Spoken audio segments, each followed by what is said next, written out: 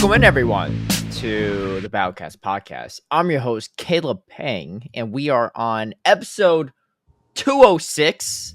I'm joined by Twastell, the fortune teller himself, holding the ever meta relevant belly bolt, which by the time you hear this podcast, I think it's going to be super meta relevant, at least in Go Battle League and Ultra League. We're recording this on the Monday, the day before the rotation starts. Obviously, by the time I post it, might be a day or two later, so people will probably experience the full power of the big electric Do you have one ready guy. now? No, so yeah, right before this, I was doing my daily adventure intense, but I've been just trying to catch as many belly bowl as possible. I don't know even if I have enough candies, but it's not really. It only takes 40 XL candies, so not super heavy investment. Yeah, I have enough candies, pretty much. Yeah, I'm a few XL's candies off, but by the end of this event, which goes on until for 2 more days, I should have it. So actually, really well timed from Scopely. I don't know how intentional it was, like how meta relevant they thought Belly Bolt was going to be, particularly in Ultra League. But if they thought that through and timed this event right when it's essentially the event is literally at the most perfect time because it's a couple days before the meta rotates to Ultra League, where it's viable and like at the number one top. It likely is probably a coincidence, but shout out either way, because if it's not a coincidence, really well done and keep up the good work. Yeah, I agree. It was definitely nice because I know a lot of people were likely seeing the move update and then checking their boxes and being like, ooh, I don't really have a good belly bolt I can make for Great or Ultra League potentially. So the Yeah, fact I that only it had one. is, Yeah. I had Yeah. a few like ones that were like okay-ish, but not really ideal. So it's been nice having more opportunities to catch some. Yeah, I only had one, and it was rank 1 for Great League, so I was like, there's no way that Right. I make this for Ultra League. I'm actually just curious what this even turns out to be for Ultra League purposes. Yeah, it's a rank 32 for Ultra League at 2487. That's pretty bad. Anyway, so I'm still on the hunt myself, but just racking up as much as possible. And I think with the 30-minute adventure incense during this season, it's definitely worthwhile to try to use that and just go out and grind and stuff. I got my first shiny Galarian bird yesterday, actually. Big bird. Galarian Moltres. I Or saw sorry, that Zapdos. you tried saying it was redemption, but you only got redeemed because it couldn't run away. Well, I got redeemed because I didn't have my Go Plus on per usual, like I usually do. But dude, look at this. All right, so you all don't see this on the screen, but I'm pointing up to Tristen. I don't even do my daily adventure instance that often, and I have 4 Galarian Zapdos. Like I How? don't, huh? How? I don't know, but Do you here's the have any thing. of the other ones? I have 1 Articuno, decent for Ultra League, and 0 Moltres. I've seen maybe 2 Moltres, and they've both been over 1500 as well. So wasn't really pressed to even try to Master Ball it. I don't know if I would or not. The fact For that Ultra League? Moltres, I mean, it's definitely. I don't think it's worth it. I mean, in a belly bolt meta, like I'm sure, like maybe down the road it might be okay, and it's if you avoid the belly bolt, it's okay. But it's just like, what's ranked in Ultra League? I made a tier list for this recently. It's 7th overall. I mean, it's not bad, right? Like if you land the Brave Bird, it's a lot of damage too. But I mean, I think we all know I think we all know which one you're picking if you buy that ticket. oh, 100% the Moltres. 100%. Yeah. I mean, Articuno would be the only other option because I have good, like, Great League and Ultra League Galarian Zapdos already, Yeah. which is unfortunate because that used to be the good one. Oh, Yeah. actually, Yeah, because before Counter got nerfed, that was the best one. yeah. Actually, I don't have a good Great League one yet, but I have multiple that are under Great League for viability purposes. Yeah, I don't know. Moltres, like, loses to Golisopod in Great League at least. I don't know in Ultra League, but I think it loses. Let me see. Against Glycipod in Ultra League is crazy if it also loses. No, it does lose to Moltres in Ultra, but it might be the 2 shields actually that wins. Because in Great League, Moltres struggles against some of the bug types, which is crazy as a flying type. So I think Manabus just still more stellar in that aspect. Yeah, Let's see. Moltres like only wins the zero shield against Golisopod. Yeah, in Ultra League, at least wins the ones as well because it's just bulkier, but you lose the twos still. Also, I 'Cause- think it only wins the zero shield against Shadow Annihilate in Great League as well. Oh, that doesn't surprise me either. Yeah, because Annihilate's counter damage is kind of crazy. Yeah, and like in the one shield, I think Annihilate just goes double Rage Fist. It doesn't even have to go for an Ice Punch or a That would close make sense. combat. Yeah, yeah, that would check out. I mean, I'll just sim a rank one Moltres at this, just see what happens. Yeah. So Annihilate wins the ones, but it loses the twos. I wonder if you go straight Rage Fist. He still loses twos, but I think it's because because this is a rank one Moltres though. I think majority of Moltres won't actually be able to like do that well. If I do like a default Moltres, I think Wait, are you checking as regular Annihilate or Shadow Annihilate? Shadow Annihilate. Yeah, Shadow Okay, Annihilate technically loses in the twos. interesting. Even like a really high ranked one. It's close though. It's really close. I guess like in the it depends on the IV spread because there's a lot of these sims where Moltres surviving with a few bit of HP. So if you have a bad Moltres spread, then it's not good. But also, is Moltres throwing a move or is Moltres just like going In the straight Sucker twos, Punch? Yeah, it is. Yeah, it throws three it. flies. No, it throws two. I don't know why it throws a Brave Bird in the end, but it gets shielded. But that one extra damage takes it out. You could just go straight fly. Though. I'm not really sure why they threw a Brave Bird in the Sims. Yeah, Uh, yeah, in the twos, you lose. Um, yeah. So I guess like you could also just two shield Sucker Punch down as well too. But I don't know. It's not it's not a fun matchup. It's not a fun matchup. Anyway, let's get to today's topics. This episode would likely be on the shorter end because there's just not as much going on pre-NAIC. I'm sure we'll have a lot to talk about next week. We went on yeah. long tangents last week too, so that's fine. And then Kaz, of course, is still traveling, and then Steve's internet is down at the moment, so he It might hop wasn't in me. midway. Wasn't you, dude? You yeah, you've no longer been the source of my troubles when it comes to editing. So appreciate that. So anyway, let's so it'll be just me and Tristan Yeah, for now. and And we're also a little light on the event side because I think Niantic already announced most of the mhm, events for the month, probably in like prior to GoFest because I assume they figured they'd be busy running all the in-person GoFest. yeah, So yeah, I think we have like one event to cover, but not a lot. yeah. It's going to be the Yamper event. I don't even know what the heck Yamper is, but I think I've seen this Pokemon before in like other games or promos and stuff. Maybe I think in TCG I probably like pulled the card before in a random newer pack.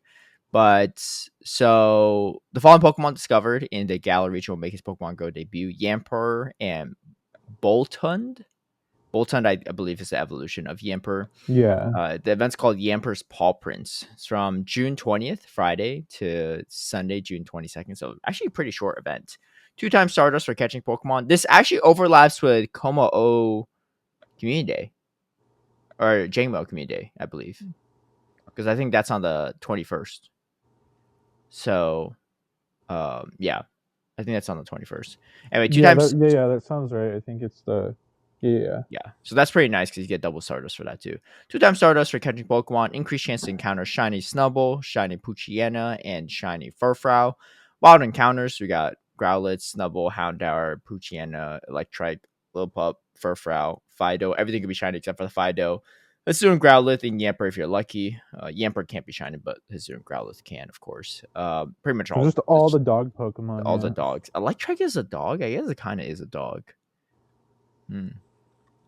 I don't know. I guess it is kind of a dog if you're to pick one. Wait, is Growlithe is on here? Growlithe is an interesting one because it has the patterns and stripes of like a tiger or like a big cat, but it looks straight up like a dog.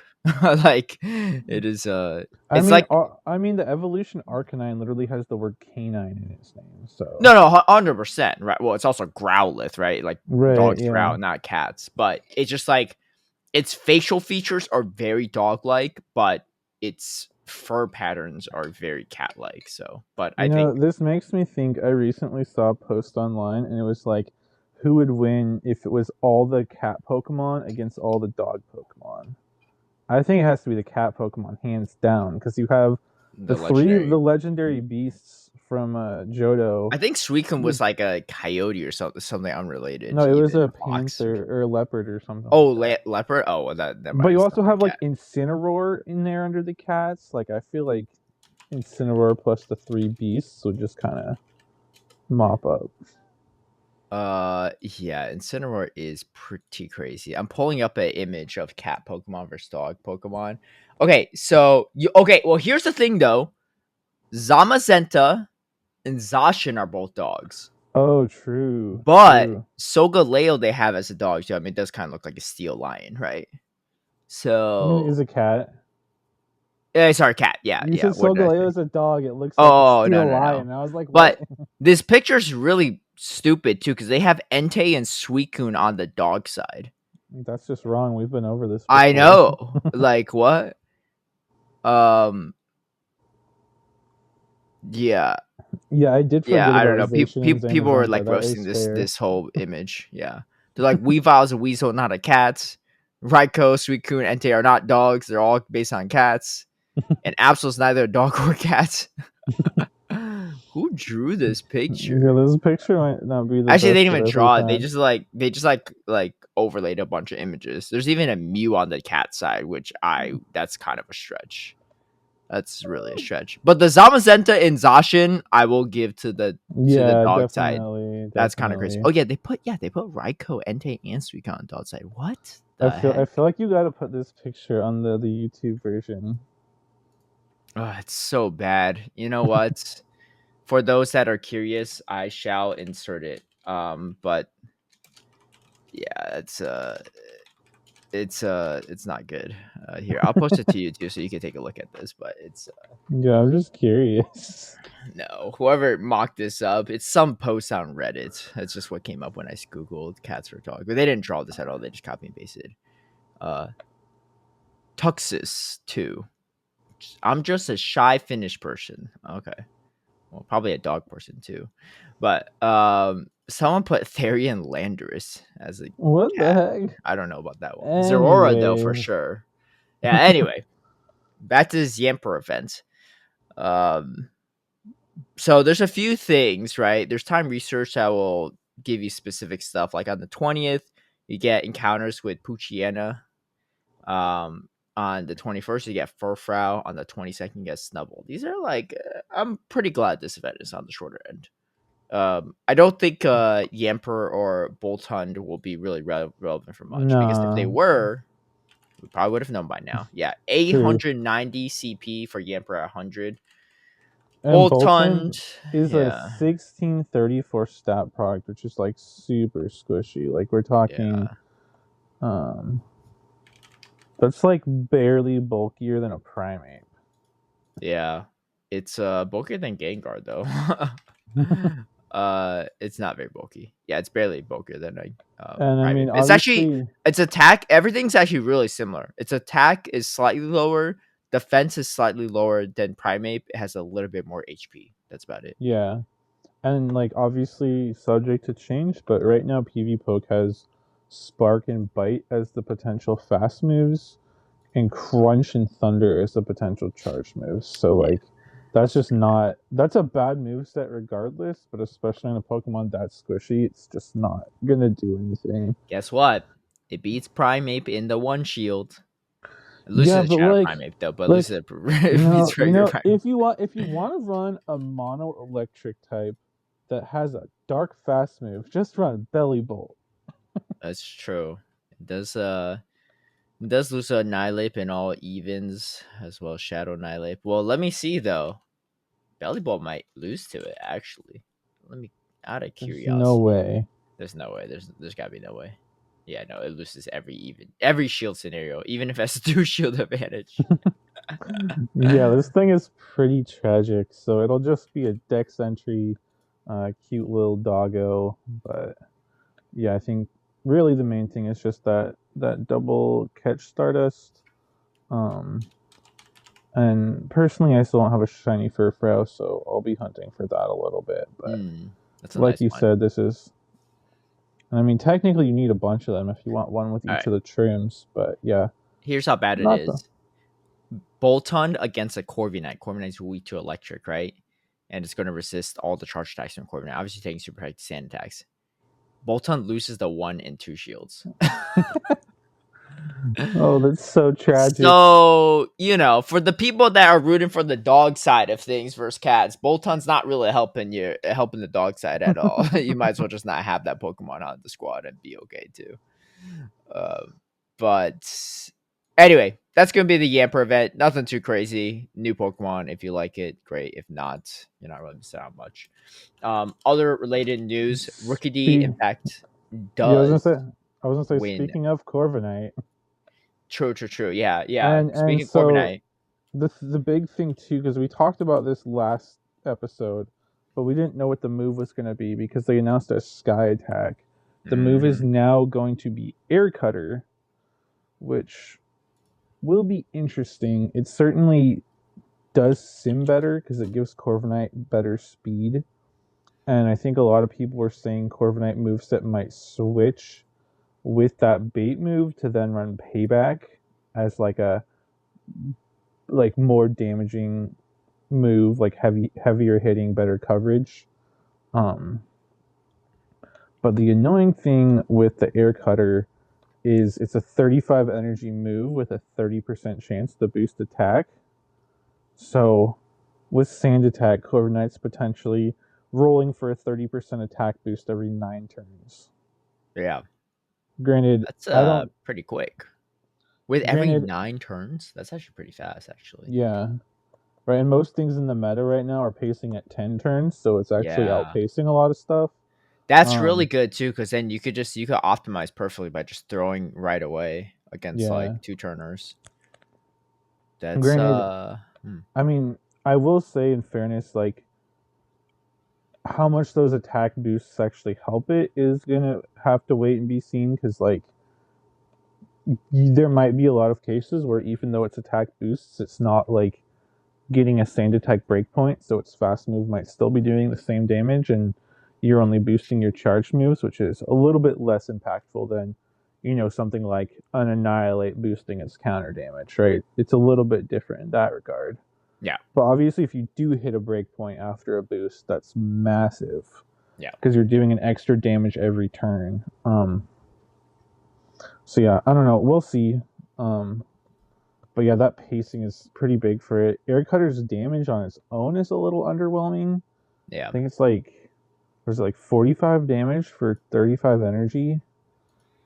So pretty low damage wise. Yeah, it's less efficient than Sky Attack, I believe. So Air Cutter, 35 energy, 45 damage, 1.28 DPE damage per energy. Whereas Sky Attack is 55 energy for 85 damage, 1.54. So definitely, you're giving up 40 damage per Air Cutter versus Sky Attack. Obviously, it's costs less energy, but still, you're definitely getting a little bit less damage output Yeah. there. But But the pacing is kind of big for Corviknight. And Corviknight's I a really think, hard Pokemon to use too, because you have to understand at what times you go for the efficient, harder hitting move or the less efficient move. Because a lot of times you can't sand attack down anything. So there's so yeah, many times where like I remember when I was using Corviknight and I'd be like, dude, I should just go on for double Iron Head here instead of Sky Attack. Yes, Sky Attack is more energy efficient and it does more damage, but I can't sand attack this thing down anyway. So I needed to throw 2 moves, right? And like knowing that is like a really tough part of using Corviknight, in my opinion. right. But now it has that like cheap 35 energy move that it can just throw for that chip damage if it like Yeah. can't stand attack something down. Well, So you probably run it with Iron Head, right, for coverage, Um, I don't or you know. run it with I've Sky seen Attack. most people have been saying. I feel like I've heard the most talk about it with Payback, or maybe the double flying set Mm, because interesting. Payback Payback is is good interesting. coverage, and I think it hits the hardest of any of those moves. I think it might be the most energy efficient of Yeah, but then all you're the like way potential. worse into Dedenne and like Tinkaton, but Tinkaton is not as bad in general because you wall it off. But Dedenne gets really weird because then you're just playing super RPS in Dedenne, right? Yeah, Um, but I mean, who knows how good the Dene will be? Remember, this is yeah, releasing This is releasing like the very end of August. It's like only a couple days before Okay. whatever the September move update is. So Let me check something though. Against Azumarill, because right now Corviknight beats Azumarill. Pretty close, but it beats it. It loses a 1, so it wins the 0s and the 2s. Now, if you go Air Cutter here and Payback, what what does that look like? Because that could change things.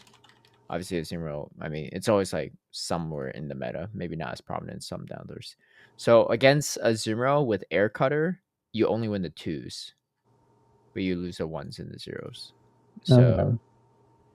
oh wait, hold on. If you go straight air cut, you win the 0s too. Why is having payback making it lose it too? That's really weird. Huh, that's weird. I mean obviously that's assuming air cutter boosts on the third one, but if you boost earlier, even better.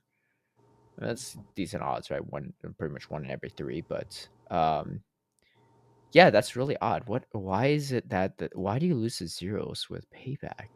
I guess it's making you go payback last instead of double air cutter. Yeah, that's weird. Oh, that's weird. Yeah, so But I mean, I guess you're better. I mean, you're fine to run straight. yeah, I mean it's probably gonna be like meta and like team dependent a little bit, like what coverage you want and like how you want to play it. But obviously, if Corviknight becomes better and is more popular, having the payback for the mirror can be helpful too. Yeah, Um, I do like the Iron Head for Cordeli though. yeah, that's That definitely is fair. one. All right, let's see. Without Iron Head, you lose every even shield. Actually, you even lose the 2-to-1 shield against Cordeli when you have 2-to-1 shield advantage. Oh wow. If you're not running Iron Head. Oh, wait, is that with what air cutter payback or Acid air? Cordeli. No, but I Oh, mean air cutter payback. pay. Payback. Air. Okay. Wait. Oh, hold on. Let me put air cutter on here. Yeah, payback air cutter. What about You air only cutter win the one sky to zero. attack? Air cutter sky tag. Yeah. You still lose Okay. all those same shield situations. You need Iron Head. Yeah. Interesting. Yeah. Yeah. Again, it's just gonna depend on like what you want your coordinate to do, I guess. I feel like of all the buzz I saw, Ironhead was like the least talked about moveset to pair with Air Cutter. Probably just because it's like the lowest, like the worst DPE move. Yeah. I get Um, that. but I Yeah. could Even see like, against the bullet seed variant, air cutter payback still loses every even shield situation. yeah. So yeah, um, I could see any of those 3 second charge moves being used by different people. Just again, depending on what the meta is looking like and what they're trying to do Oh with wait. their coordinate. I'm mistaken. Even with with bullet seed, you lose it with Iron Head too. So so it doesn't actually that doesn't change anything. The only way you beat bullet seed Credilli with Corviknight is if you have air cut or Iron Head. You bait, I guess, or get some boost or something. You probably need a bait to win that. So, but interesting. Okay. Well, we figured it was probably going to be that way, but that is the case. The votes were not even close. It was Yeah, it was a 77% landslide. in Rookidee's favor. Latronka has 5%, Frillish has 6%, Wimpod at 12%. I mean, it kind of makes sense, right? These are like in kind of almost an order of like shiny release, right? Because I think Wimpod's Yeah, like the newest shiny release, so a lot of people still don't have it. At the end of the day, it's going to be the PVE people that like will dictate most of the votes, yeah, definitely. but I think PvP people should be pretty happy about it. So all right. That's the results of the votes. We did have ourselves a New Jersey Go Fest stream. I didn't really tune into much of it. I did tune in enough to get the Twitch drops. But what were your thoughts on the stream? I think you probably watched more than me, Um, I probably saw like maybe like 45 minutes or so, right? so Mm-hmm. not like a ton. But I thought it was like fun. Sort of just showcasing the different elements of the game. I happened to just like randomly wake up early that day, and so I happened to catch it right at the beginning. They started it off talking to Michael. That was a fun little segment they Mm, had. okay. Um, Fun fact: found out that Michael doesn't have a shiny. What's the pig called again? Lechonk? Lechonk. So he was saying Oh. I think he was still in favor of Corviknight Community Day, but he was saying if it was Lechonk, he wouldn't be too upset because he doesn't have the shiny yet.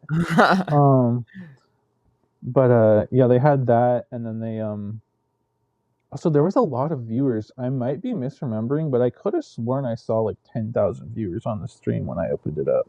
I think there probably were at some point too. I mean, And that was just it on was the about like Go 4K channel, when I I was think. watching, but it was like during And a that break was when I was watching for most oh of it. yeah, and that Yeah. was on the Go channel too. And they also Oh, were I was streaming watching on on the Pokemon channel. Yeah. yeah. Yeah, I think I was on the Go channel. I think it was 10K. So if the Pokemon channel was another like 4K, like it Yeah. might have been like 15,000 ish viewers total, which is pretty crazy actually. Yeah.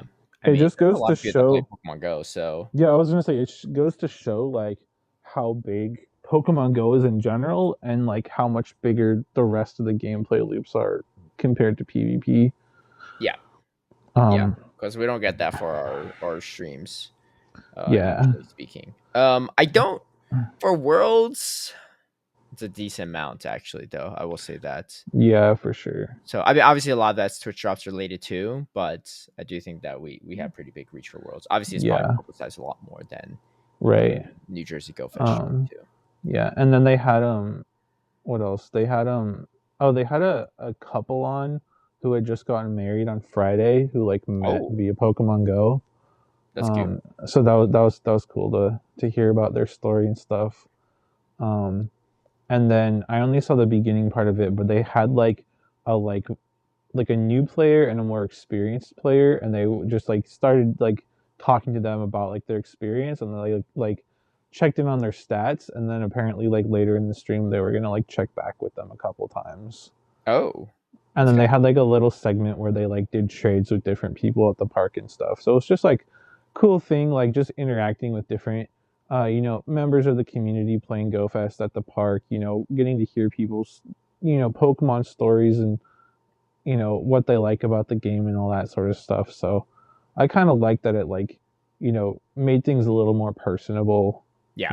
connecting with different people, hearing their stories. I thought that was a cool thing, and it seemed like the stream went well. So maybe it's something they'll continue doing at future in-person events.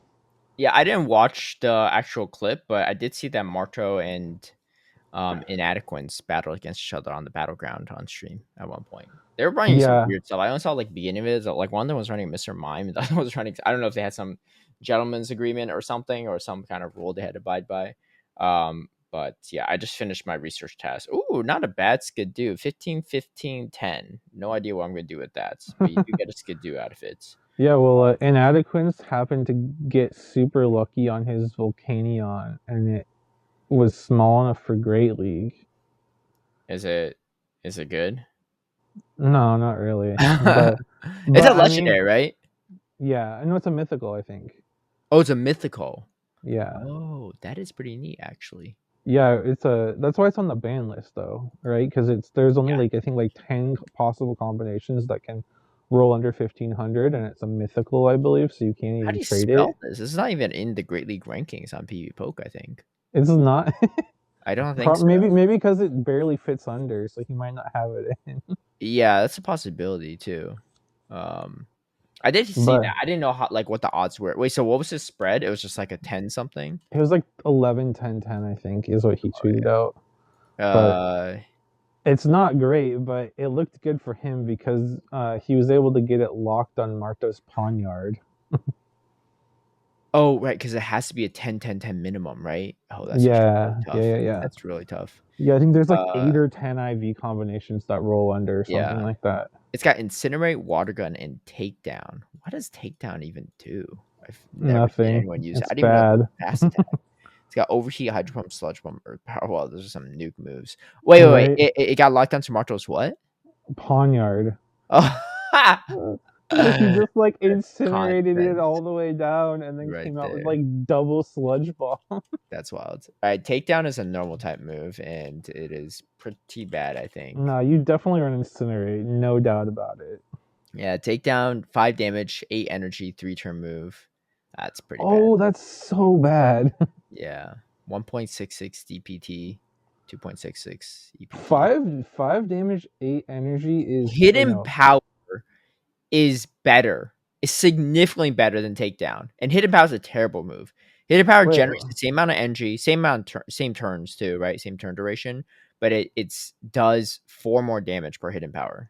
Okay, wait, hold on. Here's another comparison. I believe Yeah. that Karate Chop is 5 damage, does the same damage, 9 energy, that's 1 more energy, and it's a 2-turn move instead of a 3-turn move. Yeah, that's pretty bad. Yeah, that's pretty bad. This is a pretty bad move. These are moves that I just don't understand why they even exist. Like they're just like they should buff it a little bit or something. Some stuff like present, okay, whatever. You don't want Delibird to be broken. Delibird doesn't even power up that much. So I don't even know why that's a thing. But guess how many normal fast attacks there are, Tristan, if without checking. 5. 5? Yeah. No, there is 10. What? There's 10. All right, name the 5 you think. I'm curious which ones you're missing. I wasn't even thinking about it, honestly. I was just guessing. But let's see. Yeah. We have tackle. We Okay. have Yeah. takedown, obviously. Yeah. Mm-hmm. We have quick attack. Yeah, that's correct. We have Got 7 more. what other normal fast? You're missing some key ones that I know you know. Well, I just said 2 prior to this, so Wait, are you counting hidden power? yeah, hidden power counts as 1. So hidden power. I said Wait, present, right? So that's oh 5. right. Wait, is there even a normal type hidden power? There is, yeah, apparently. Oh, okay. Yeah, I don't know either actually. What the heck else is there? They're all bad ones, right? Are there any usable No, ones I'm no, forgetting? there's usable ones actually. There's 2 usable ones. Oh no, 3 usable ones actually. I'm trying to think. I can't think beyond quick attack and tackle. All right, so you got. Oh wait, you said tackle. I don't think you said tackle before. Did I not? I Oh, don't think I so. have Yeah, it in so my quick head. If I attack, didn't say it. tackle. Oh no, you did say tackle. Sorry. So there's Yeah. 2 more usable ones. You said quick attack, tackle, takedown, hidden power, present.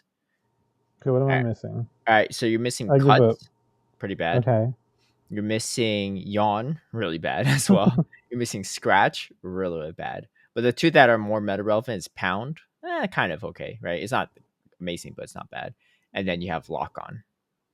Oh, lock on. Oh my god, I feel so Yeah, dumb yeah, about that yeah. one. I don't know Pound why is some not of these good. are like highlighted and the other ones aren't in PV. I mean, pound is not good. It's just on chain C. It's the only reason it seems Yeah. usable. Which is why it's not as bad as like takedown, right? Like it's usable, True. just not very usable.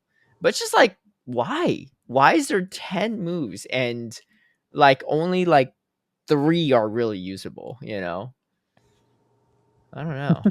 It's like I don't think there's any other type that has that many. Water has 5, but that's like only half, and I think that's like probably the most amount actually compared to the other ones. Grass has 5. Bug has Grass 4. has 5, yeah. Grass has Steel 5 has as well. 5. Flying Electric has has 5. 4. Yeah. Um, Psychic has 5 as well. It seems like all the other ones have most have 5. A lot of them. Oh no, Fighting has 6. Fighting has counter, double kick, force palm, cry chop, low kick, and rock smash. But a lot of those are kind of not so good either. Oh, I know why some are bold and some aren't. The way people has listed out, it's like every other, like so it just depends. Anyway, yeah, a lot of normal for some reason. Not sure why, but it Probably just because there's a lot, like, let's just have, like, broad distribution, I imagine. So I just probably, like, threw them in there. Yeah. Probably something more in line with the main series game. Anyway, we really tangent on that part, but New Jersey Go Fest stream, I think it's a great idea. And Twitch drops. I think a lot of people were messaging me like, "Oh, can you still do Twitch drops after the stream's over?" I just don't think you can watch a replay. So, stay tuned for that. I believe they'll probably have Twitch drops for NAIC and Worlds. I'm not fully sure, but they usually do. So be sure I think to. I think they announced something for NAIC. I Okay. think it's yeah. I can't confirm anything for sure because I don't know, but in past years or at least last year they've had it for every IC and Worlds. So those are a little bit easier to do though because obviously the streams go on for much longer, but also they have rebroadcasts and the rebroadcasts count towards your Twitch drops. right. Yeah. Whereas I don't think they rebroadcasted the New Jersey Go stream at I all. didn't see a rebroadcast, and Yeah. I think that's the only sort of negative I saw about the stream was that it ended earlier than advertised. Hmm. Because it was supposed to end at I think 5 p.m. Eastern. I think they ended maybe like an hour and a half early or something. And so I think there were some people that were hoping to watch the end of the stream to get the Twitch drops, or people that had like started and were like maybe halfway through and then the stream ended or something. Hmm. And then with no rebroadcast, there was definitely some people that were frustrated about that, but uh, Yeah. not ideal. But it is what it is, I guess. Yeah. Um, They only had it just a Sunday too, right? If I'm not mistaken. yeah, yeah, it Okay. was only a stream on Sunday. I kind of wish Um, they started on like Saturday or something, or like one of the earlier days. I don't know. Maybe I Sundays just think, won't work for them. Friday yeah, I is think like it. I get it. Some people are at work and stuff, right? But Well, I think part of the reason that it was on Sunday is because I believe they had some segments that they recorded, like pre-recorded, oh, that's a good point. That's a good at the point. park. So I Yeah, think yeah, they did some things on Friday and yeah. Saturday, where they That's pre-recorded stuff playing with interacting with people at the park, and then use that that on makes a lot Sunday. of sense. So they needed that time on the previous days to actually do that sort of stuff. Yeah, yeah, But yeah, really cool idea. Hopefully they keep doing stuff like that. yeah, Hopefully Niantic stops scheduling in-person events on top of ICs so that we can maybe have more broadcasts at events like this. yeah, yeah. 100%. Um. Okay. Well, that being said, let's talk about Go Battle League because no Kaz's Corner obviously today.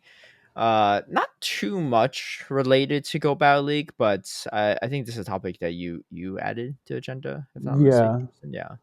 Um, yeah, it was sort of just a discussion point of like, I think it's relevant in general, but I felt like it was especially relevant just recently, with the end of the season, and then having new releases that were only at in-person Go Fest in the Crown Zation and Zamazenta.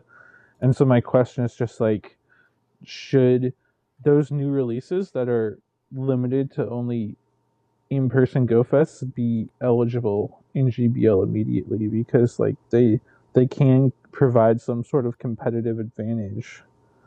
Mm, Um, yeah. right, Uh, like think you go to Osaka Go Fest, you get a crownization, and you're one of the few people that can use that in Master League at the tail end of the season. Like, is that fair? I don't know. did we see any? I didn't see any clips of anyone even trying to use it. At least I thought. Did we not have Master League at the last week of the season, or did we? Uh, Let me see actually. Because I guess if there was no Master League, then that's not as big of a deal. Because I feel like we would have saw it, but I could be mistaken. It was Might and Mastery was last season, right? Yeah. Let me double check. Because why would we not have seen anyone? It was, yeah. Wait, when was Osaka Go Fest? Osaka Go Fest was like, I'm just gonna Google it. Oh, it was, yeah. It was the 29th to the 1st. Huh. How come we didn't? I didn't see any, but I'm sure maybe I just wasn't paying attention. Maybe I just wasn't Yeah. paying attention to it. Again, I'm But I not a didn't play any Master League Master League. player. I didn't play any Right, Master yeah. League that week Yeah, I'm either. not a But Master League player either, but just I'm surprised I haven't like, seen any clips or any videos of people running it, you know? right, yeah. I definitely saw clips of people using them in like max battles and stuff, so they're obviously out there. No, I haven't seen those, yeah. But I believe it, yeah. Um, I don't know. I do think that is a selling point for Scopely to like get more people to attend these events so you get some slightly early access. At the end of the day, like the majority of times when this happens, it's usually for like a Master League Pokemon because they usually like release like a new legendary or mythical, right? So Yeah, or like with the Go tours and stuff. Having been obviously on the beneficiary side of the Go tours for the past 2 years, and then I guess Go Fest as well for the past 3 years. I didn't go this year, but I don't know if there were actually any relevant stuff for Go Fest in the past 2 years for Master League, but Uh, I think personally, I think it's fine because unless the Pokemon had no counters, right? Just run the counters to them until you can get your own. I think it's fine. I mean, obviously, the whole point of having in-person events, especially before global variants of the event, is for the FOMO aspect, right? So, what's the point if you get all this stuff but you can't use it? um, that's what people are paying a lot of money to do, right? Regardless, even if you live locally, it's still like pretty expensive these days to buy a ticket. If you want like all the Yeah, add-ons and stuff, it's like a for hundred sure. plus. But um, I don't know. I don't have any particular issues with it. I think from a championship series standpoint, like an actual competitive series standpoint, obviously GBL is competitive to a degree as well, but from the official championship series side of things, like as long as they ban out stuff, then that's fine. Like what they did with Volcanion, right? Yeah. Is it going to do anything? Probably not. I mean, I probably be pretty happy if I face opponent with a Volcanion on their team if I'm sitting down at NAIC or Worlds, right? So I'm fine with that, but I think for consistency's sake, that was a good call. And as long as they respect, like, as long as they, like, the TPCI ensures that is happening, then I don't personally see a big issue with it. Yeah, I guess it sort of just depends on like how sort of like serious and competitive you want GBL to be, but I think most people don't take it quite as competitively anyways, so Yeah, you're right. It's especially, probably fine, but like yeah, especially based on what we talked about last week too, right? Like, with the whole 3500 elo discussion, if there should be like yeah. rewards and stuff. And I think as long as most people are on agreement that it shouldn't be, it's not considered super competitive and there aren't like a lot of rewards at stake, I think it's fine. Curious if people discuss that in our comment section, but we'll talk about that when we get to it. Okay, But championship yeah, series. any other before I mean Oh before yeah, we go on, like have you like any thoughts so far having played GBO for like a week now? I think the Dana's better than I thought it was going to be. I still don't think it's like broken, but it is pretty annoying to deal with at times. Actually, the Pokemon that I find really annoying to deal with is actually like Dusknoir. That thing's like, it's not like super good, but it's annoying to deal with. Shadow Scizor as well to a degree. Yeah, Um, Shadow Caesar is. I was playing that quite a bit. It's a lot of fun if you can set it up right. yeah, yeah. And I think Shadow especially if Scizor the is, opponent's not prepared for it very well, you can just sweep through teams. yeah. Mandibus has been some solid tech for me for GPL just because there's a lot of teams are pretty weak to it right now with all the bug types running around. Yeah, Ghost yeah, types, and then the occasional like annihilate will pop up with yeah, too. yeah. But Also, I just built a Shadow Annihilate because I'm like testing it out as an option for NAIC. That thing is crazy so busted crazy. sometimes. I built it. Well, you were eating dinner with me when Yeah, I yeah, built it yeah. at Portland, right? And I was like thinking about running it. I gave you the battles to make Yeah, yeah, evolve yeah, it. yeah. You're right. Yeah, you did. Yeah, yeah, yeah. Thank you for that. But yeah, I've been using that in Go Badly. It's a little bit hard to use in Show 6 at times, but I think it's going to have a lot of utility even at NAIC. So, that being said, I think that's a good transition for NAIC because I this is by the time you hear this, either NAIC's already happened, it's happening now, or it's like a few days beforehand because we were recording this on the Monday right before NAIC. So we're less than a week out from the event. How many We're people like have 4 registered? days out. 4 days out, yeah. How many people have registered on Arcanine? Can you Let me check? check. Yeah, give me a sec here. So I've been trying to keep track of like the meta. Obviously, I'm not competing myself, but just knowing what people might run, it will definitely shine a light on. We're at 368. It's pretty good. It's not quite 400 like UIC, but still pretty good. But that being said, yeah, I've been trying to keep an eye on the meta and just in various Discord chats, just seeing what people are thinking about and stuff. The And meta is Diggersby. yeah, Diggersby is just way too safe, I think, into a lot of things. Yeah, And I think it's a combination of things. I think it's Diggersby is safe into a lot of teams in general, I feel like. It's also that a lot of the other ground types have gotten worse. mhm, Right, like before, like Diggersby was competing with Claydol, but it's way harder to use Claydol now with all these bug types and Gligar and stuff running around. mhm, Um, Gligar is also a threat for like Unova Stunfisk, so it's riskier to run a Unova Stunfisk.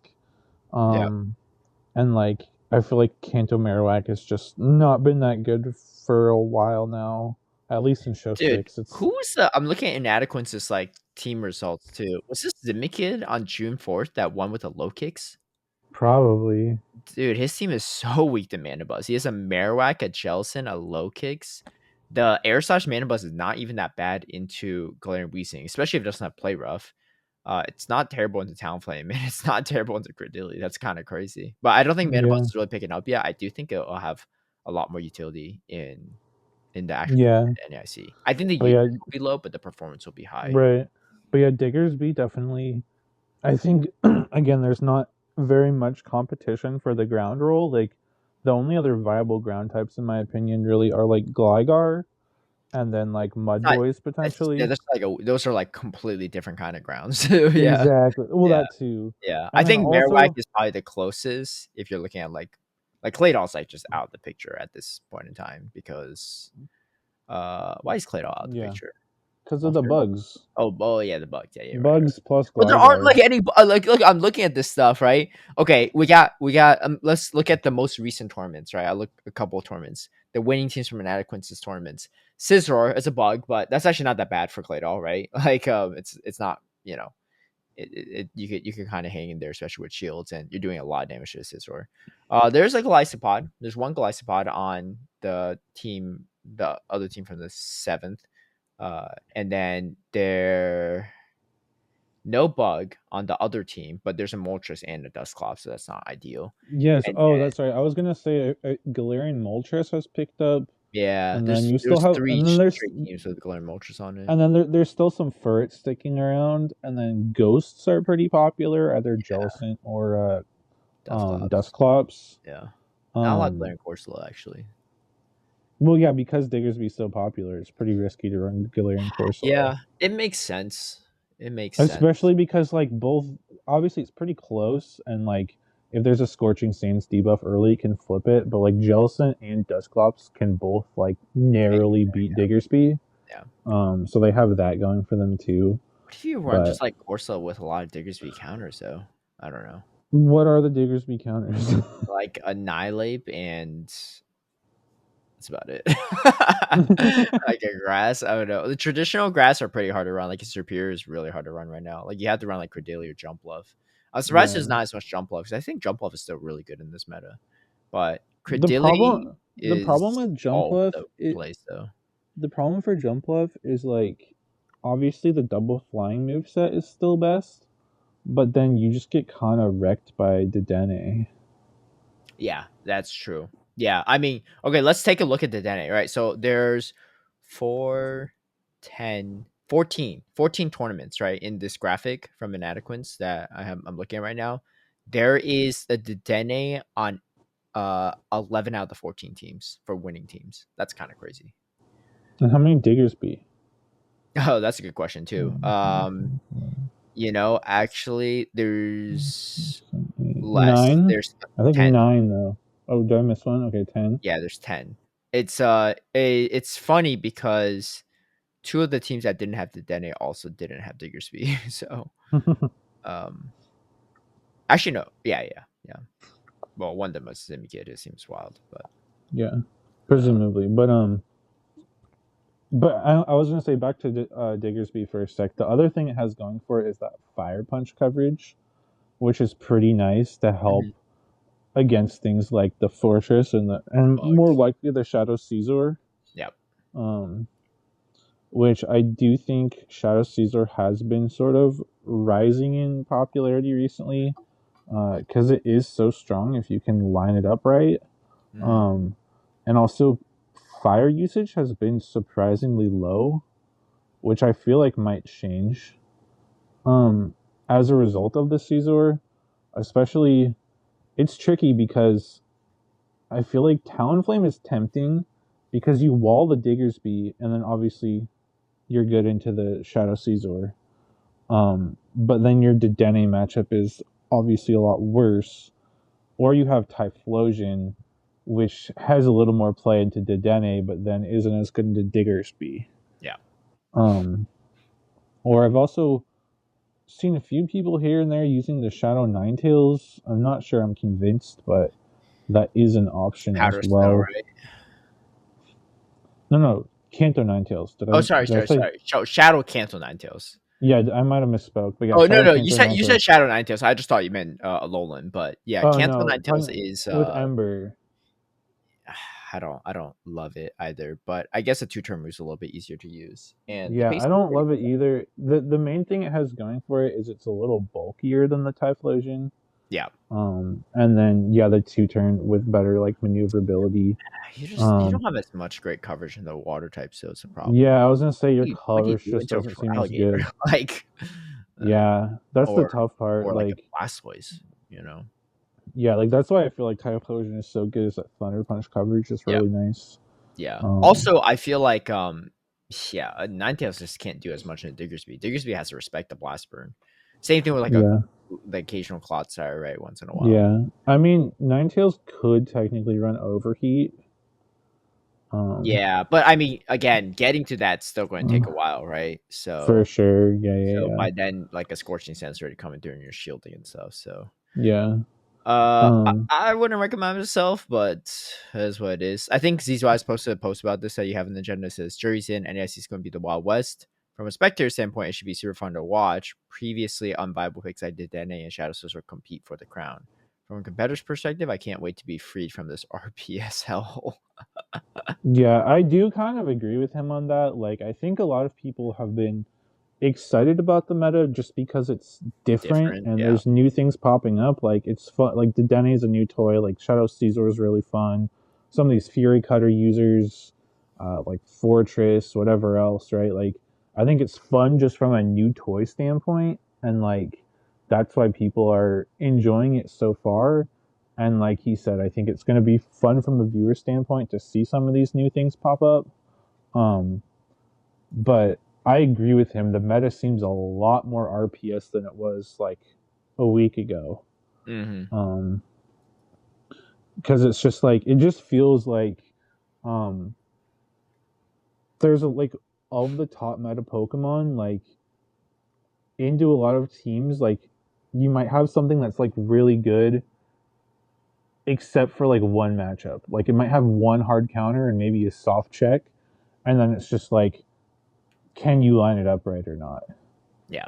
Like I've done some battles, and granted they were against a few funky teams, but like I had one team where it was like my Dedenne was like either positive or like positive neutral matchup into 5 of their 6, but their 6th was a Clodsire, Yeah. and then it's just like, can I keep my Dedenne away from the Clodsire, or can they get their Clodsire in the Dedenne? And like, I feel like there's other matchups like that too, like Diggersby into like a potential Annihilate if someone's running it, or like you run Jellicent because Jellicent's pretty good overall, but you got to dodge like the Dedenne and maybe like a Drapion or a Mandibuzz or something, right? Yeah. Like it just feels like there's not a lot of great safe options. Mm-hmm.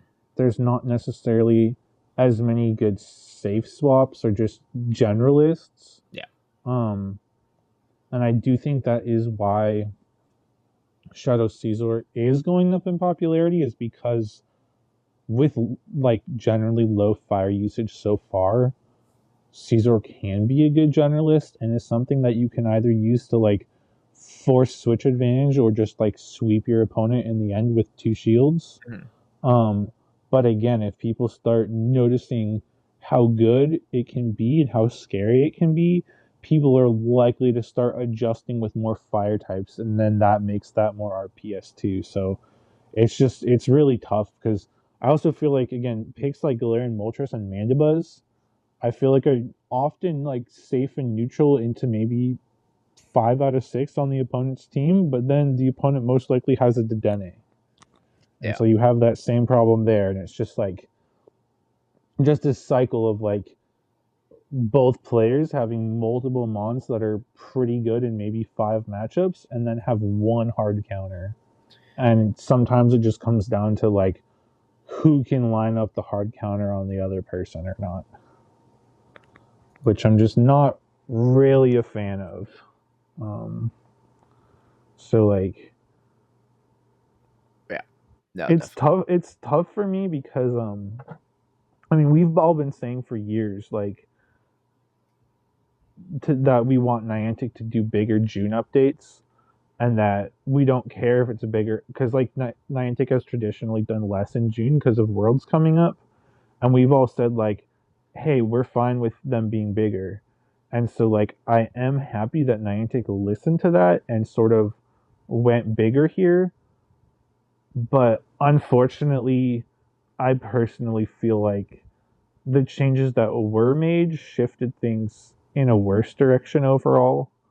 Um, and I feel like we're in a bit of a different spot because I think in past years, um, our like March through June meta has been a bit worse and or a bit more stale and has more severely needed significant changes.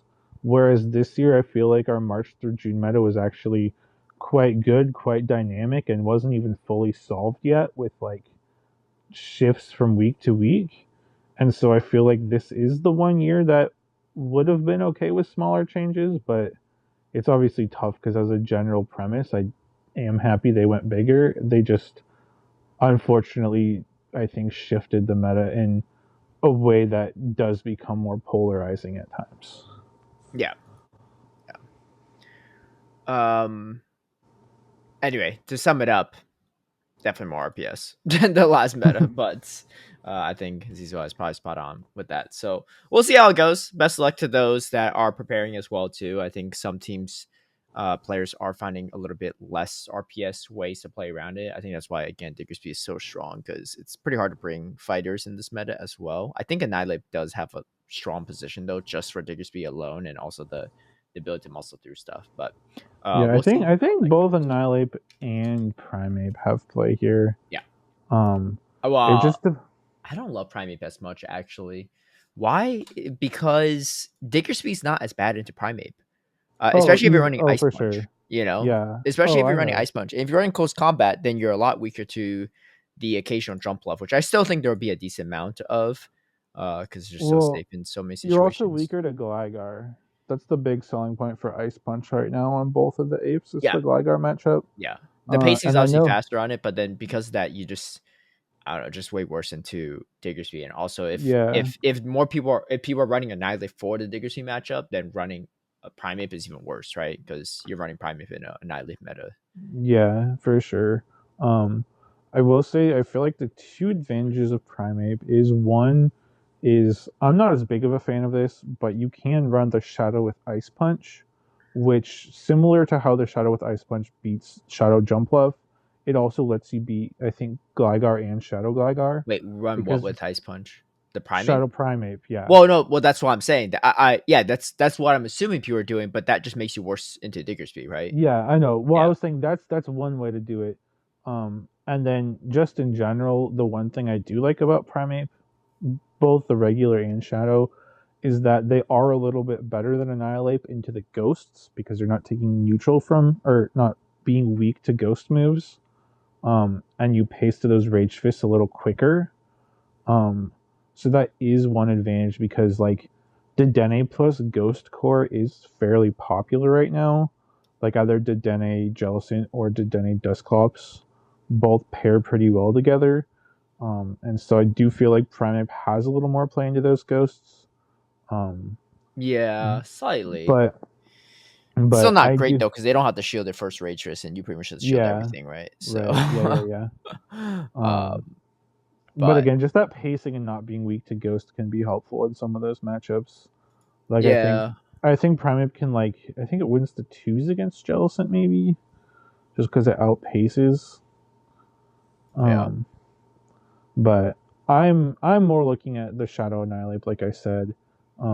I think that Diggersby matchup is super nice because you resist that quick attack, and then picking up those additional resistances to poison and the double resistance to bug is kind of nice in some cases as well. yeah. Um, so We'll see how it goes. All right. We talked a lot about that, so let's head down to the T topic. This is something that we didn't cover last week, but it was a video that was dropped by Elam. I actually haven't seen it yet, but he said something related to figuring out how to not get one turn lag when bringing your Pokemon in. Um, did you watch the video? I have not seen it either, but I know the general premise. I Yeah. believe it's something like I think it's like when a Pokemon faints or something. I think you like tab out of the app or something, and I think essentially it forces like mutual lag on both you and your opponent, which then mitigates the one turn lag for you. Is something like that. Gotcha, gotcha. I think that's the general premise. Again, if someone listening has seen the video, feel free to correct me because I might be wrong there. I haven't actually seen the video. I just have seen people chatting about it here and there. Yeah. Um, Yeah. Okay. Yeah, so that's the general premise. I mean, the main point is that this is banned in competitive play, so I would not recommend it. Um because yeah, I mean, you're just going to get like a loss for it, right? If you do it. So, I mean, if you want to experiment it in Go Battle League or something else, or I don't know how that would play in like a grassroots tournament or like Battle Frontier or stuff like that. So yeah, use it so at your I own get risk, but you yeah, can check it's out sort the of video on been Elam's X account. yeah, it's sort of been different places have been so yeah, so play Pokemon, it's not going to be allowed. So don't do it because you're at risk of a potentially a game loss, a match loss, or a DQ. I don't know how they're going to handle that, um, but it is pretty clearly cheating by manipulating the game client to gain some sort of advantage you wouldn't normally get. I know I saw that Devon, the grassroots scene, has also stated that it's going to be against their rules, um, and you can be penalized for that. We haven't heard anything yet from Battle Frontier and how they're planning on handling it. Um, but then obviously it is allowable in GBL because GBL is just sort of the Wild West with no real way of policing that sort of stuff. So um, it exists. I don't know what else to say on that. Do you have any other thoughts? No, I mean, I think like if you want to mess around with it and Go Battle League, you can too. For me, like especially because you can't use it in a lot like grassroots or official formats, it doesn't really matter too much in the sense that like if I lose a game because of one turn lag and Go Battle League, like it's not the end of the world. I'm not going to like do all this stuff every single time. It's just very tedious, you know. Like I do think that props to Elam for figuring it out and stuff, but for me, like I don't care enough to do all that extra stuff. Hopefully Scopely just addresses it down the road so that we don't have to go through these uh roundabout ways of avoiding this kind of stuff. But Yeah, and I think that's why Ilum did, make the video. yeah, yeah, Is for sort of sure. to put more Oh, awareness on the topic. yeah, and I completely get why people are frustrated and want some solution like that, right? So I put like I'm not judging anyone that wants to do this kind of stuff, but we're just cautioning not to do it in the actual official tournament because you're gonna get penalized for it. But And I know there was a lot of backlash in that regard.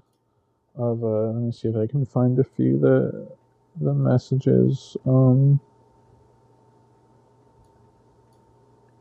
yeah, I mean, I think some people are like, "Oh, like why not?" and stuff. I mean, there's a lot of reasons why. I think the clears one of the obvious reasons for me is that um it's a competitive advantage for people that don't know about this, right? So like if you're always doing it and like yeah, it sucks to like lose a turn coming in and stuff like that, but at the end of the day, like if everyone has a chance of experiencing this issue, then it's more of an even playing field. But if top players or people that are more informed know a way around this, whereas players that don't, then you technically have a competitive advantage, right? Well, oh, you definitely do. And the thing too is like if you look at the play Pokemon rules, like there's things in there about like uh like manipulating the your device or the game client, stuff like that. So like it sort of falls under that. Like you're basically manipulating something, like doing an abnormal gameplay slash behavior in order to gain an advantage. Yeah. is sort of what it comes down to. And like I get that people are frustrated because, like Yakovich said, it seemed frustrated that it's discouraged from using a method to ensure the game runs as it should. Um, and like I understand the frustration about the game not running properly, but again, it's just the way the rules are written, and it would be giving some people an advantage over others. And on top of that, it sort of takes the opportunity away from the judges to, you know, make some sort of a ruling in that regard, depending on how things play out. So I think that is also a factor to keep in mind as well. Yeah. Yeah. Well, just want to keep you all updated on that. So if you are going to NIC and you've seen the video and stuff, just be warned not to try to do those kind of things, especially when you win a game too, because the judges will often, or I think these days, like they always check your game footage and stuff. So if they Yeah, see that, they check the recordings to make sure that you're actually using yeah, the moves that yeah. are registered. But if they see And you minimizing and doing all sorts of other shenanigans, then that's probably not going to be great for you. So well, yeah, and be obviously the judges are aware of this too. yeah, So presumably they are going to be paying closer attention to these sort of things. So yeah, like just don't do it. It's not worth it. Like just yeah. don't cheat. Don't don't risk getting penalized. It's Save just not yourself worth it. the trouble of writing a crash out post after any I see of why you got. Save yourself the trouble and just don't do it. All right, let's talk about YouTube comments because we're pretty much going to wrap it up here with some of those. I know there's at least one comment from the previous episode 204 that we didn't cover because I saw it come up. It said from Amelia Bryant. Not sure if you all recorded yet for this week's pod, but I'm sure you've already heard about Com Day voting returning. Since Rookidee is pretty much a lock with Air Cutter, just letting you know that Sims look pretty busted for it. Yep. Well, thank you for bringing that up as well. And yeah, we talked about it, and I do think there is some utility there. I think that even if it's not like busted, right? Because I don't think it's busted.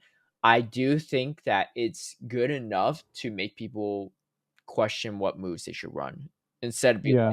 like, I almost like this in a way because if it's busted, no one even considers Sky Attack anymore, or no one would consider any other move combination. But because we talked about it earlier, there's you could run Iron Head, you could run Payback, you could run maybe run double flying even. I think that means that the move is positioned well enough that it'll make people consider different options, which, in my opinion, is always healthier for meta, right? Whereas Yeah, that's kind of true. reminds me like I don't know, I can't think of a really good example of this actually. Metacham, like kind of, but Lapras? like Lapras, yeah, yeah, Lapras is a good one. You can go Skull Bash or Ice Beam and stuff. That's probably the best recent example actually of a moveset where it could go either or like kind of similar, but not really. Like for Alligator, like some people will run Shadow, some people would not, right? But because they're so comparable and there's pros and cons to both, I like that more, right? Because it adds more diversity in meta rather than being like, oh, Air Cutter is like a straight upgrade and no one is even going to run any other moveset besides Air Cutter Payback, right? That's like, in my opinion, that's not really great for a meta. So, Yeah. But yeah, the Sims definitely like the win rate shoots up for sure with Air Cutter and any of the other moves compared to what it has right now. yeah. Um I did forget to mention my one other gripe with it getting Air Cutter though is I feel like Air Cutter could have been a cool move that could have been buffed further and distributed to other Pokemon, and I feel like this sort of stops that from happening potentially. Um, Mm, because like you could oh, I have, see what you're saying. yeah, because like I could have seen like Air Cutter increasing by maybe like 10 damage and given to like Charizard, for example, and like I that could don't have been think a cool. Corviknight's too busted though. I think like if they make it slightly better, I would be okay with it too. It's no drill pack, right? So like I honestly think with the power creep we have right now, even drill pack is not the worst case scenario for Corviknight. That's my opinion. I don't think it's actually that like crazy. Because the thing is, this is not Skarmory, right? Like we talked about last week. This is not Skarmory with just like Steel Wing down everything. Like you're I mean, it could preferably be. running. It could be, but why aren't people running Steel Wing then? It's worse, right? Maybe Why? not with a 35 energy move. I don't know. No, I no, no. haven't I mean, had. but then no, I'm asking. The legitimate is not like a rhetorical question. Why are people running sand attack over stealing now? Then what's the reason? Why not run Because of the stealing? pacing. Well, yeah. So if they give it drill But if you peck, have a but if you have a 35 energy move or 40 energy drill peck, you but can you get still away pace with it faster with sand attack, no? right. But my point is, you don't need the pacing as desperately. Like right now, Okay. What about the head to head? Let me just check the head to head real quick. Because if the head to head, the steel wing variant loses, that's another reason why I think people aren't running it, right? All right, so let's say Iron Head Drill Peck, maybe as a moveset combination. We'll probably run that, right? Or would you run it with Payback? I mean, payback is just going to skew the head to head pretty hard. Well, I'm So saying I would put Payback on both, right? If that's the case. Yeah, I mean, Sand just wins all the head to heads. Okay, let's say hypothetically we give it Payback instead of Iron Head. Yeah, I mean, it wins even harder. I don't know. I mean, I think again, I don't think it's that bad. Maybe that's just me. I actually don't think it's that bad if we give it drill peck. But okay, let me do one last simulation actually. So Coordinate actually dropped quite a bit on the rankings actually. It used to be way higher, but it's not as high as it is now. Okay, let's see here. Damn, my thing is taking a second to buffer a bit. You think that drill peck would still make it like too broken and it shouldn't have it? Like it's like a Pandora's box? I mean, I think it would be better without, but I just But don't for the think you meta. want something. I just don't think you want something with the steel flying typing to be like Dude, this thing too barely even hits a metacentric. Credilli. Like, I actually. Okay, so let's put it this way. All right, so it's 24 wins, 21 losses against the meta. Actually, let me just not. Let me do. Yeah, that's fine. That's fine. Let's just do the actual meta. And that's with Sand Attack, Sky Attack, right? With Drill Peck, how much does it actually improve it by? Probably a decent amount, but let's see. This is a rank 1 as well. What did I say before? I don't know. Why don't you just throw it in Matrix? Oh, yeah, I'll do that. I'll do that, actually. Um, yeah, let me check that then. Multi matrix. I'll take a look at.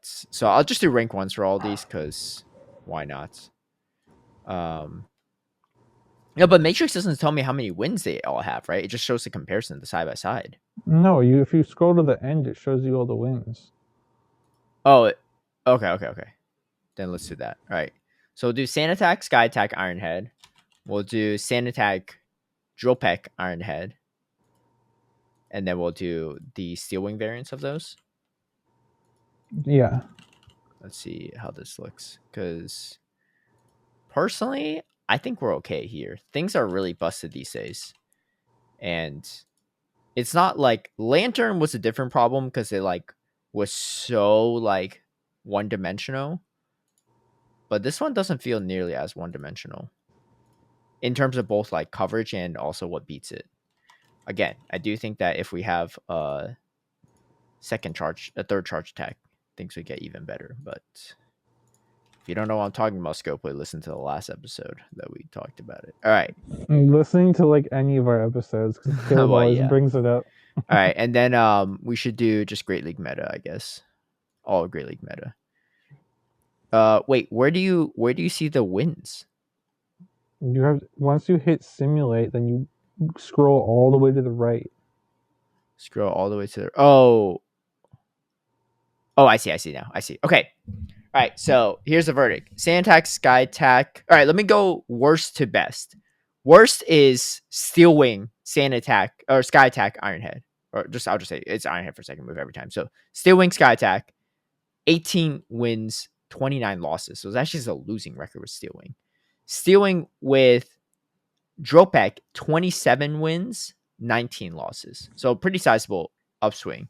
Actually no, that's actually better than Sand Attack, Sky Attack by 1 win. So Sand Attack, Sky Attack has 1 less win. Steel Wing, Dropek has 1 more win and one tie, so 2 less losses. And then the best is Sand Attack, Dropek, Iron Head with one additional win. That tie becomes a win. I mean, I get your point. It is definitely a little bit more. It's a lot more viable with sealing. If you have drill peck. So, but it doesn't go crazy with the win rate, right? But I don't know. What do you seal winging down? Because the difference is in the last meta, why Skarmory was so obnoxious is because it would steal wing down like Shadow Gligar.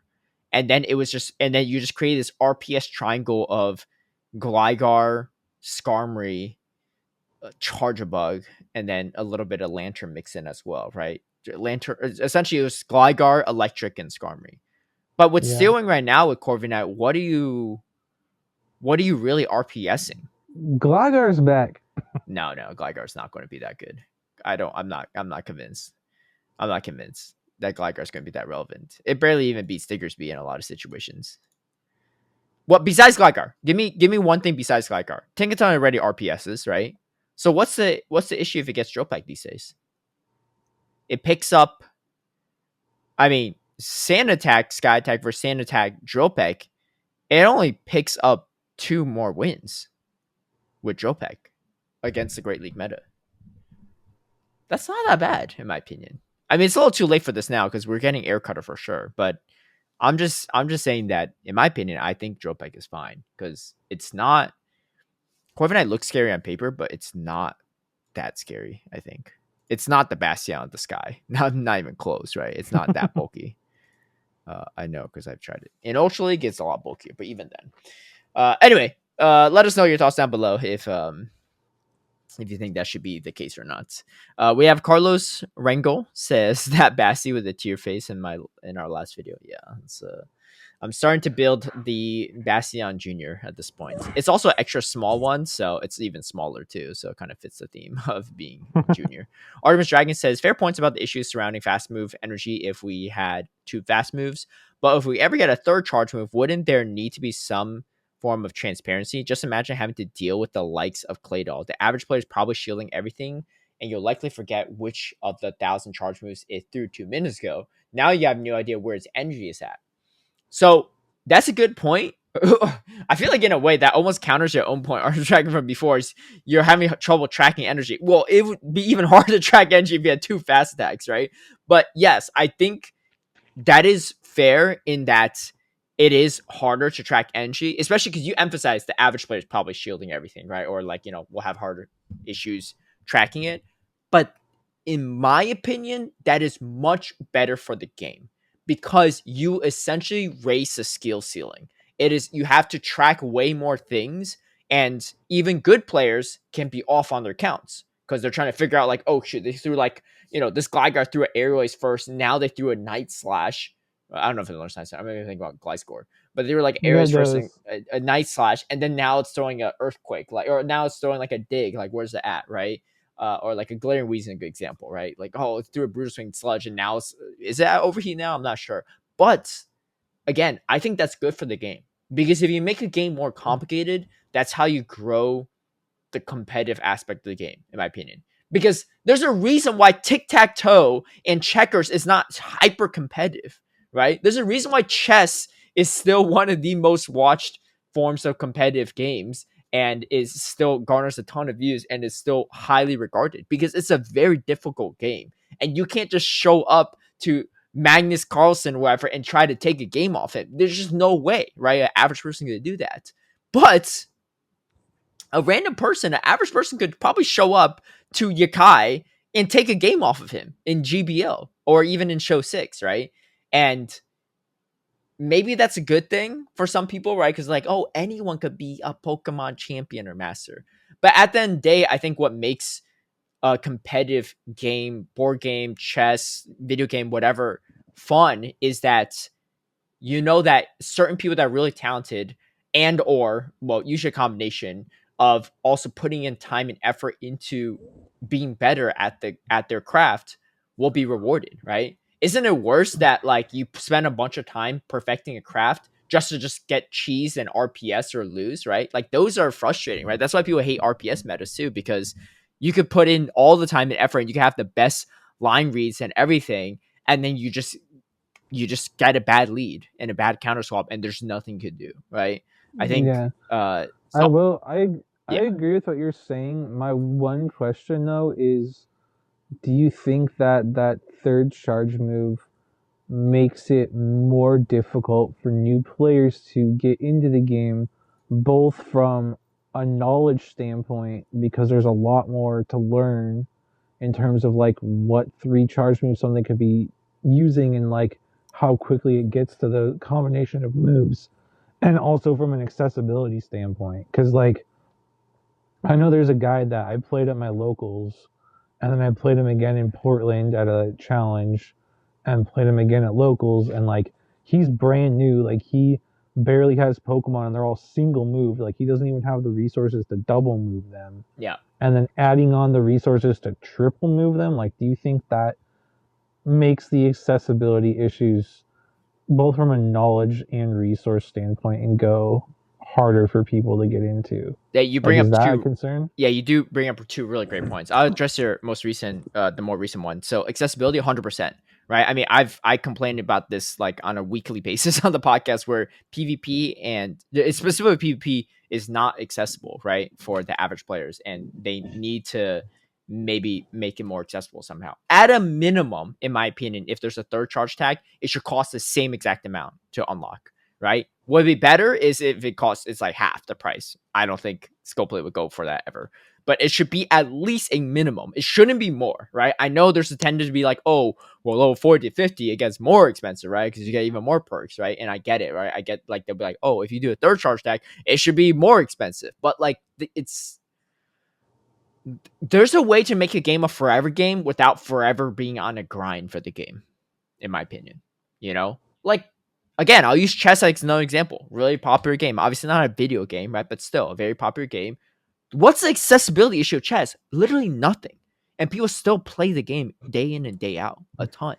You know, um, a lot of other games too, right? Like a lot of the MOBAs these days are all free to play. You do have to spend extra currency to get a specific champion or in Pokemon Unite specific Pokemon, right? But if you play the game enough for free, you'll be able to unlock it over time too. Obviously, there's a small grind to that as well. But any like let's say Pokemon Unite as example, right? You start off with like a few Pokemon you could pick, right? And then you go from there, you build up. You can have one Pokemon that's like meta relevant. I haven't been following it as much lately, so I'm not fully sure. But let's say like if Cinderace is meta relevant, right? You can have Cinderace, and your Cinderace is just as meta, like just as good as anyone else's Cinderace in Pokemon Unite, outside of maybe some cosmetic skins and stuff. They do have some specific items that like held items and stuff that you kind of have to level up over time. So that does take a little bit of grinding, but it's nothing even close to as much grinding as you would need for like an XL Pokemon in Pokemon Go, or like double moving like a Shadow Matang or something, like Yeah. it's a lot more accessible. So yes, I agree. I do think accessibility standpoint need to make the game more accessible just as a whole, but especially if you do three charge tags. At a minimum, it should be the same amount. Um, your first question was, do you think it makes it less approachable, I guess, for newer players? Is that what you're saying? Yeah, like and like harder for them to sort of learn and get their foot in the door. Yeah, that's a good point. I think to a degree, yes. But if you look at the most popular esports in the world, just like strictly on video game standpoint, right? League of Legends has by far the highest viewer base. Valorant is really high up there too, both made by Riot Games, obviously. Um, they one, free to play games, and two, very complex games that like in no world do you just show up and you could beat like a world champ, right? It's super complicated, right? And they're team games too, but even if they weren't team games, super complicated. But it still has a ton of viewership and people playing on a day in and day out basis, more than Pokemon Go, more than all the Pokemon titles combined. Yeah, So for sure. and Pokemon is like, Pokemon is I think it's known for being like easier to get into, right? Like Pokemon TCG as well, like an easier TCG, right? Very big, right? But Magic the Gathering, and Yu-Gi-Oh are two TCGs that also are decently sized.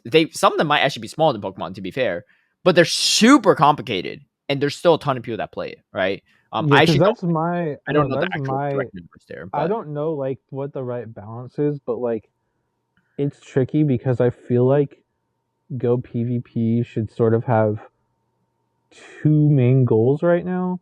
One of those is kind of like what you've been pushing for, increasing making the game more complicated, increasing the skill ceiling, so that there's higher level of skill expression, um, harder to master, right? But Yeah. on the flip side, I also think that we really need to find ways to draw more players into PvP.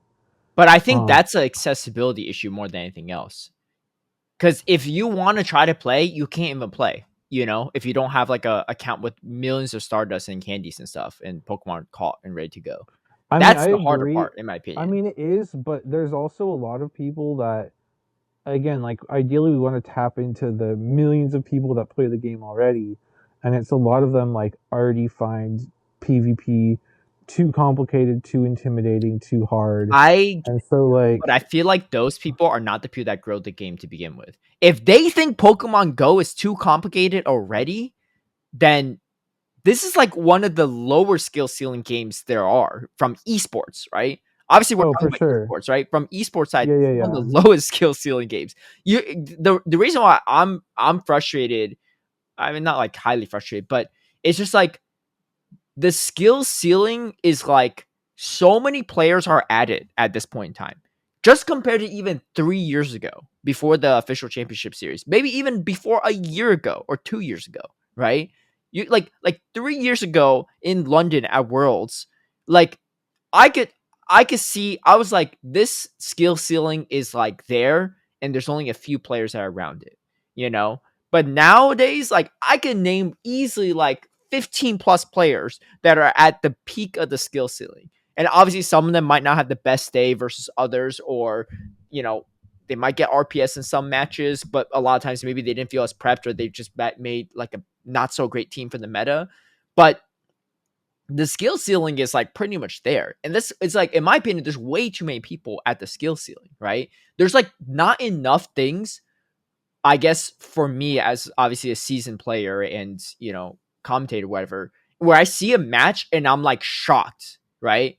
Like there's only so much you could do in this game at a certain point, and like it would be great if it became more complex and there's other things related to it, right? Like we've seen Yeah, every yeah, yeah. peekaboo you could pull off, right? We've seen like the undercharges and the catches, obviously, right? And even like the CAP catches and stuff like that. Like those are super hard to pull off, but we've seen it, right? Like the skill ceiling's been like reached, and obviously a lot of people aren't in that top echelon.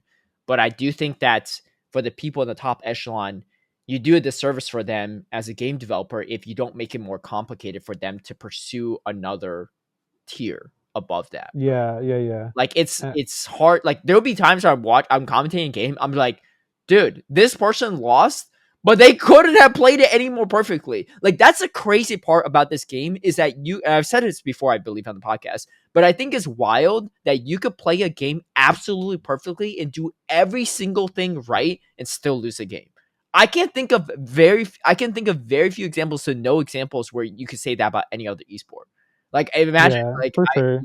I like agree. so Well, and I think part of that, yeah, like is due to the lack of complexity, and most importantly, due to the lack of like actual like decision points yeah. and like actions that you can Yeah, make yeah, yeah. at any point throughout the The game. game's too short, right? Like it's what 3.5 minutes, right? Like or shorter, So it's Well, that's it's why too I'm a short, but big fan of but you're 4v4, right? You also extend the game length right, and then but you're have also locked into a linear path, right? Like at yes, any point, 100%. you can either tap for a fast move, tap for a charge move, make a swap, or just like wait a turn, right? That's basically all you can do.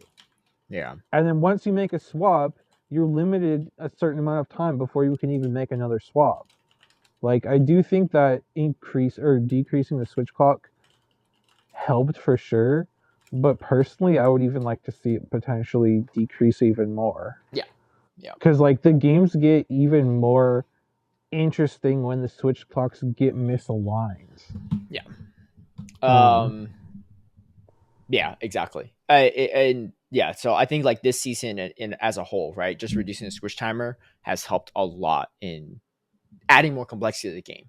And I was a big fan of it, right? It was really good. It was a really great change. Shout out to, Scopely, previously Niantic, for doing all that. And I want them to kind of further that down the road. 3 charge attacks, Yeah, great way to do that. Extra coverage makes things a little bit less RPS. And then, of course, 4v4 would be great, because again, I know it's like I harp on it a lot, but like it makes, to me, it makes complete logical sense. You extend the timer of the game, you add another variable, right, into the mix, another Pokemon, throw in another shield. It changes everything. It's like every time they add another charge move into the charge move pool for a Pokemon, it doesn't just make it one extra charge TM harder to get. No, it exponentially increases it, right? Because you just add a completely new variable into a pool of variables. So, yeah, and it's similar to that, right? If you add a new Pokemon into the mix in a 4v4 battle versus 3v3, it completely exponentially makes the game more complex. And it, yeah, from a from a play perspective, it's exciting because there's a lot more variables and a lot of things can happen. But from a viewer perspective, it's also exciting because you don't know what's going to happen. I'm like, okay, I led I lead a Bastion into a Shadow Annihilate, but I got the Dene, a Mana Buzz, and a Jump Bluff in the back. Like what? Like this game could go any direction, you know?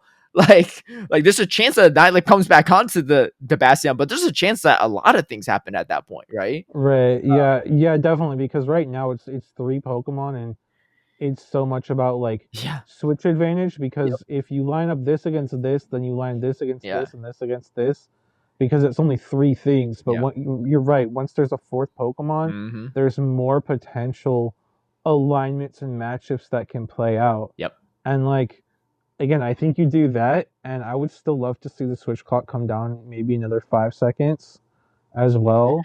You I'd be start okay with getting that more too. Yeah. you start getting more misaligned switch timers too. You have even more Pokemon to use for catches. You have more Pokemon that you can like bank a move on and switch out. Yeah. And like I think I definitely agree with you there. Yeah. Um, Definitely. Yeah. all right, what else do we have And for then one final comments? comment also from Artemis Dragon says, I think I agree with Kaz and Tristan. The Go Pass Deluxe doesn't seem like good value for $8. A lot of that stuff has kind of lost its potency over the years. And what good is the lucky trinket if you end up getting a 13, 12, 12, nothing burger of a Pokemon that'll just get transferred? $5 makes more sense. Yeah. I mean, I agree with that. And I again, like the lucky trinket is not enough to incentivize me because I'm just like, I get like, how often do your lucky traits become hundos? Like pretty rare, right? So, um, but yeah, I mean, I think part of it Scopely's just messing around with it, and I don't know. I mean, they might probably keep the price of the same if enough people buy it, but if no one really buys it, they might reduce the price. I don't know. But again, like this is the PVE people are going to outnumber us. So if the PVE people put a lot of value into it, then I think it'll probably stay at that price, maybe even increase in price. Who knows? But if even the PVE people don't value it too much, I don't think it's going to be that big. But yeah. Anyway, that's gonna wrap it up for us. I do have to head out soon because I have another thing to get to. But thanks for tuning in. Any final words, Tristan, before NAIC? No, just we're all looking to see you guys. Looking forward to seeing you guys there. The people that are there, come say hi to us. Like we've said before, all four of us, me, Caleb, Steve, and Kaz, will be there. Reminder to Caleb to bring that slowpoke onesie. Yeah, I told Um, Steve posted in our group chat reminding me like a few minutes ago. And I was like, dude, you're gonna have to send me another reminder tomorrow when I'm actually packing before I leave because if I could forget a star piece within minutes of streaming for a Go Battle League season, that for a full year straight, you could best bet that I'm gonna forget the onesie. But yeah, I have it right here. Actually, I'm looking at it right now. So if you forget the onesie and Steve has to wear it at Worlds instead, I wouldn't be too mad about it. it's So, true. I can't forget the one at Worlds because I literally live like not too far from it. But oh, I'm just saying I'd rather see him wear it at yeah, yeah, Worlds than at yeah, NYC. yeah, definitely. All right, that's gonna do it for us. Best luck to everyone could be at NEIC, and let us know your thoughts down below in the comments on the stuff we discussed. But anyway, have a good one and peace out. See ya.